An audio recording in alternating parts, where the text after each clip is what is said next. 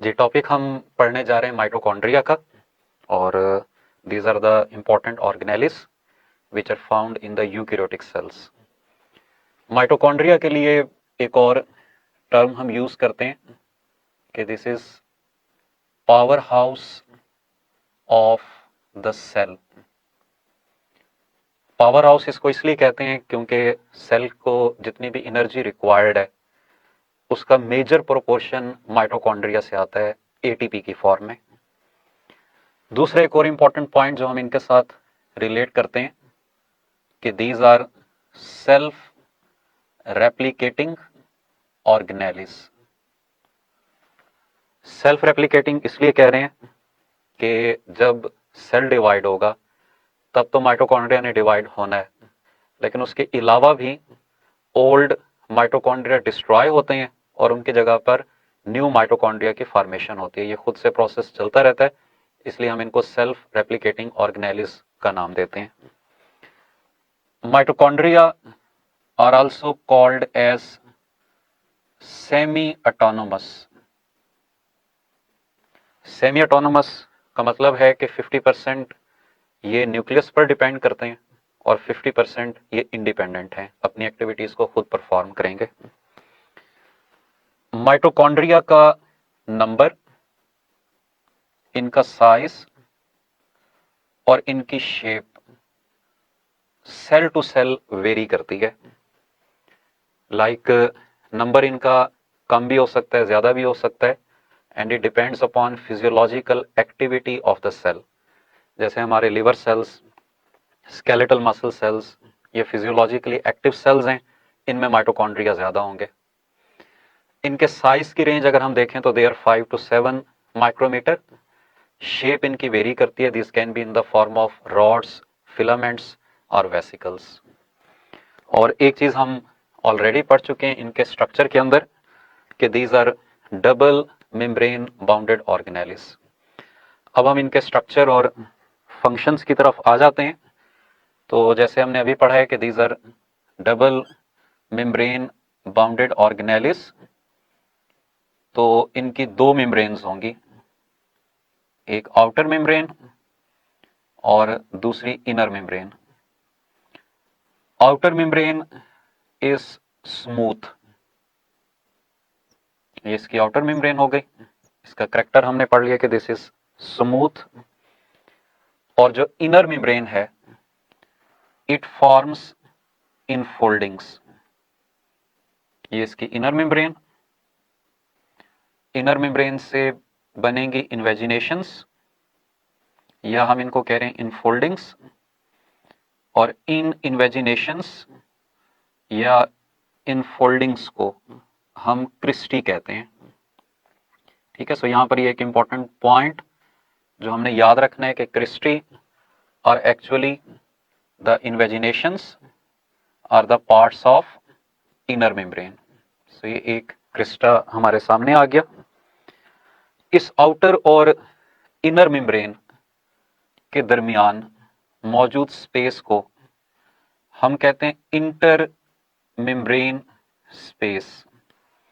So this is the inter membrane space, या इसके लिए दूसरी टर्म हम यूज करते हैं आउटर कंपार्टमेंट ऑफ माइटोकॉन्ड्रियन।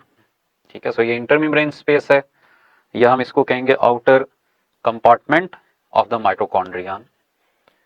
और इस पोर्शन को हम नाम दे देते हैं इनर कंपार्टमेंट। ठीक है, ये आउटर कंपार्टमेंट, ये inner compartment, and this inner compartment is mitochondrial matrix. ठीक है, सो इस इनर कंपार्टमेंट को हम माइटोकॉन्ड्रियल मैट्रिक्स का नाम दे देंगे, which is the major portion of the mitochondrion. इस माइटोकॉन्ड्रियल मैट्रिक्स की अगर कंपोजिशन को हम देखें तो नंबर 1 इट कंटेन्स डीएनए। और यहां पर जो डीएनए का मॉलिक्यूल मौजूद होगा it will be double stranded and circular, like that in bacteria. इसमें हिस्टोन्स नहीं होंगे, सर्कुलर होगा और विदाउट हिस्टोन्स होगा, it resembles with the DNA of bacterial cell. अब क्योंकि यहाँ पे डीएनए मौजूद है तो अल्टीमेटली आरएनए भी मौजूद होगा जो डीएनए से सिंथेसाइज होता है। आरएनए की तीनों टाइप्स होंगी, एमआरएनए, टीआरएनए और राइबोसोमल आरएनए। और हमने पढ़ा हुआ है कि आरएनए का रोल होता है प्रोटीन सिंथेसिस के अंदर। सो इसलिए हम अभी आगे फंक्शंस में पढ़ेंगे कि mitochondria also have role in protein synthesis. लेकिन उस प्रोटीन सिंथेसिस के लिए आरएनए के साथ राइबोसोम्स भी रिक्वायर्ड होते हैं। सो इसीलिए इस माइटोकॉन्ड्रियल मैट्रिक्स के अंदर राइबोसोम्स भी मौजूद होंगे इन फॉर्म ऑफ सब यूनिट्स, लार्जर एंड स्मॉलर। और ये एक चीज हमने याद रखनी है कि यहाँ पे भी राइबोसोम स्मॉल साइज्ड होते हैं, similar to that of prokaryotic cell. Normally cytoplasm में यूकैरियोटिक सेल के 80s राइबोसोम्स होंगे, लेकिन माइटोकॉन्ड्रिया के अंदर 70s राइबोसोम्स मौजूद होते हैं। और इस प्रोटीन सिंथेसिस के लिए, डीएनए रेप्लिकेशन के लिए और बाकी फंक्शंस के लिए एंजाइम्स और कोएंजाइम्स भी प्रेजेंट होंगे। So these enzymes and coenzymes are related with the processes which are occurring inside the mitochondria. So ये हमने कंपोनेंट्स को देख लिया। कंपोनेंट्स में हमारे सामने डीएनए आ गया, मैट्रिक्स में मौजूद है, और इसी तरह से हमारे सामने राइबोसोम्स आ गए जो इसके मैट्रिक्स के अंदर मौजूद हैं। एक और चीज जो यहाँ पर आपने याद रखनी है वो F1 पार्टिकल्स हैं। ये जो इनर मेम्ब्रेन है, क्रिस्टी हैं, इनकी सरफेस पर मौजूद होते हैं F1 पार्टिकल्स। और जनरली F1 पार्टिकल्स का रोल रेस्पिरेशन के अंदर होता है, वो हम अभी आगे डिटेल्स में पढ़ेंगे। So these are attached on the inner surface of the inner membrane. Inner membrane की दो सरफेसेस हैं, एक इनर एक आउटर, और ये इनर के साथ अटैच होते हैं। जनरली इसकी डिटेल्स आपको बुक से मिल जाएंगी।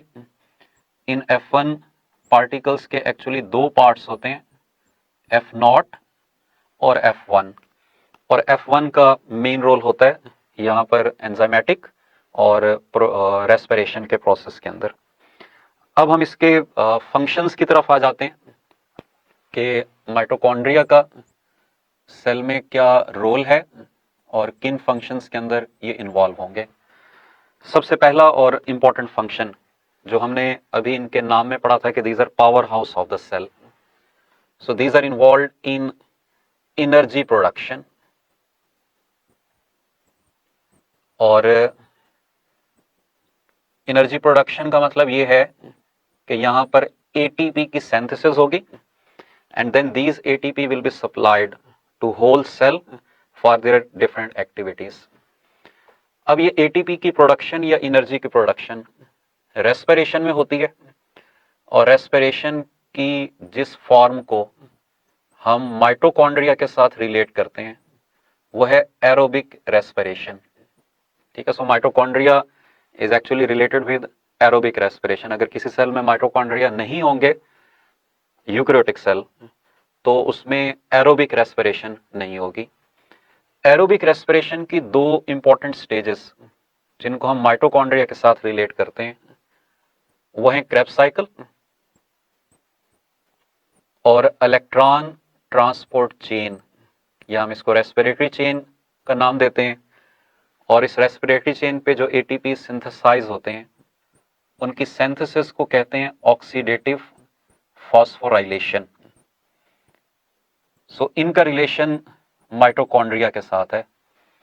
अब क्रेब्स साइकिल की अगर हम एग्जैक्ट लोकेशन फाइंड आउट करें, it occurs in mitochondrial matrix, while respiratory chain, electron transport chain, these are located on cristae. So इसलिए इन क्रिस्टी का और F1 पार्टिकल्स का रोल ऑक्सीडेटिव फॉस्फोराइलेशन के अंदर होता है। इसके अलावा एक और हमने फंक्शन अभी माइटोकॉन्ड्रिया का पढ़ा है कि यहाँ पर डीएनए मौजूद है, आरएनए मौजूद है और राइबोसोम्स मौजूद हैं। So these mitochondria have also role in protein synthesis. लेकिन यहाँ पे जो प्रोटीन सिंथेसाइज्ड होंगी वो लोकलाइज्ड होंगी, they will work only inside the mitochondria. Respiratory substrates के अंदर हमें पता है कि most common fuel for respiration is glucose, which is carbohydrate. लेकिन ग्लूकोज के अलावा प्रोटीन्स और फैट्स ये भी एनर्जी प्रोवाइड करते हैं। सो अगर फैट्स ने एनर्जी प्रोवाइड करनी है तो उनके मेटाबॉलिज्म के अंदर भी माइटोकॉन्ड्रिया का रोल होगा। सो एक और फंक्शन जो हम माइटोकॉन्ड्रिया के साथ रिलेट करते हैं, जो आप बुक्स में पढ़ोगे कि these are involved in fatty acid metabolism which is one of the main component of fats. So fatty acid metabolism यहाँ पर किस पर्पस के लिए हो रहा होगा? Mainly for energy production. So ये मेन फंक्शंस हैं जिनको हम माइटोकॉन्ड्रिया के साथ रिलेट कर रहे होते हैं।